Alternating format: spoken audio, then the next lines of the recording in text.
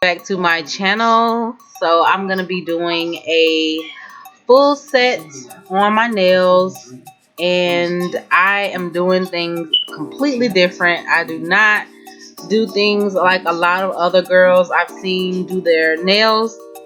For one thing, I'm not as skilled as I would like to be, so I kind of just have to go with the flow of how I'm doing it.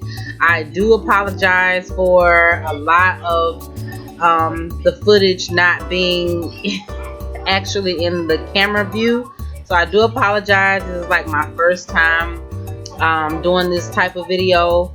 I'm looking to actually start to try to do more of these because I actually really enjoy not only just doing them, but I enjoy actually editing. It's a great break from actually just being on camera. So you guys let me know what you think. Most of the products that I am using are from Young Nails. I picked a lot of these products up from the Orlando show back in June.